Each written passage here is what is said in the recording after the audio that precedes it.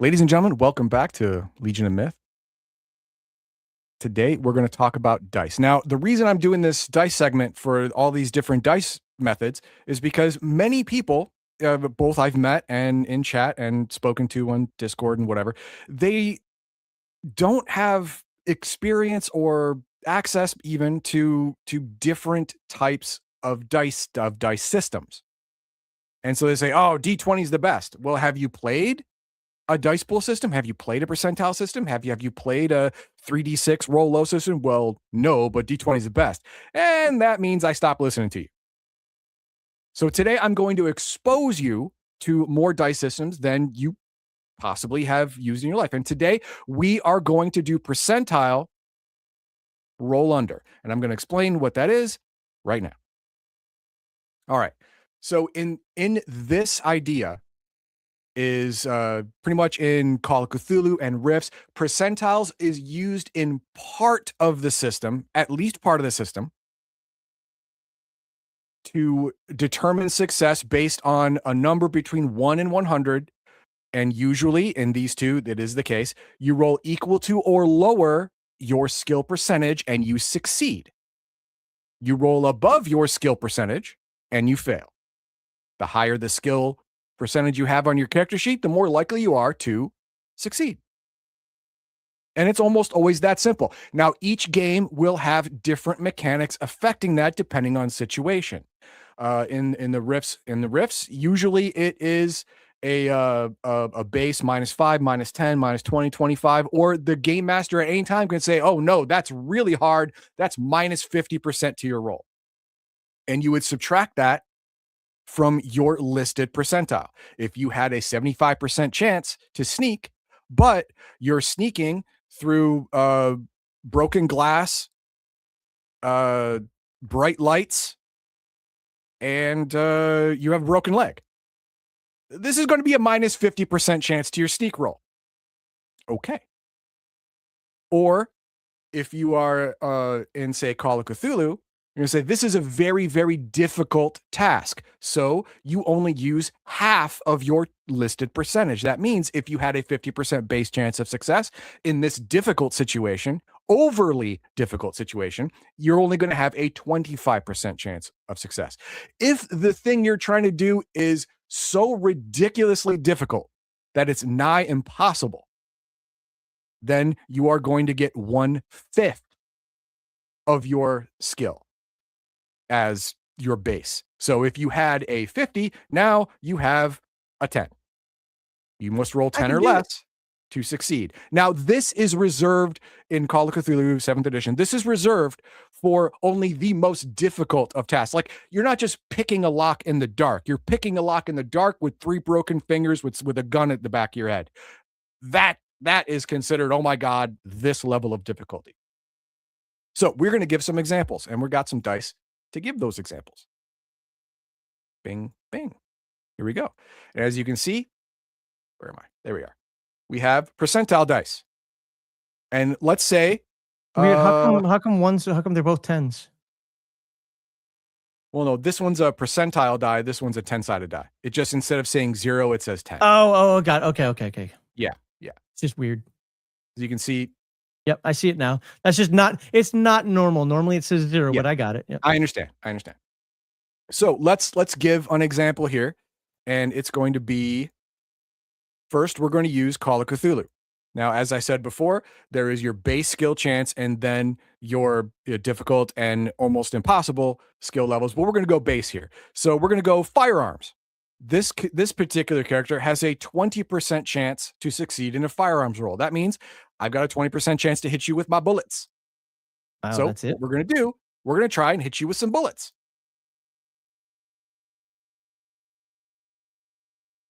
Whee! 49. Oh. I did not succeed. That is not a successful bullet thing. I have failed. You know what happens when I fail? Cry? No, yeah. Well, you say, dang it, and then you move on. Now, because there's certain rule set within Call of Cthulhu, if you roll very, very high or very, very low, some things may happen to you. For example, if I roll, depending on my weapon, a 99 or a 100 or even a 98, my weapon could jam. if I rolled a 1, 2, 3, or 4 or something like that, maybe I got a critical success. It depends on the skill, it depends on the situation, but for the most part, you roll either you roll equal to or lower than your listed skill rating, you succeed. Higher than your listed skill rating, and you fail. Let's look at a different one. What about something I'm good at? Here, medicine. I'm a doctor, apparently. 75%. Well, I'm going to diagnose my patient. Whee! 24. Guess what? I successfully diagnosed my patient. Now, what if my patient had a very rare or tricky disease? Well, that means I would be rolling at a 37 instead of a 75. And lo and behold, I still would have made it if it was a tricky disease. Now, if it was a disease that no one's ever heard of before, there have been no articles about, you have absolutely nothing to go on. It's a Cthulhu disease. It's a cult curse. Yeah. It's some weird space virus or something. Then you would be going with the 6% chance. No, 15. That's repair. 15% chance. Sorry, 15% chance. Which makes sense. It's, an alien disease. You would have absolutely no idea usually, unless you got very lucky. And rolling a 17 or less is very lucky. All right, well, let's move on to an example of Palladium. This one's from the Rifts. No, it's not from Rifts. This is from Heroes Unlimited sourcebook. And we have a quick stat NPC, Sheila McIntosh, and she has a set of skills: computer operation, research, photography, radio basics, seduction, law, computer hacking. Let's say she wants to take some pictures. And she wants them to be very good. She wants to sell them for some money or, gift them to somebody as art. She has photography at 78%. Okay, great. Let's see what happens. Can she get that f-stop right?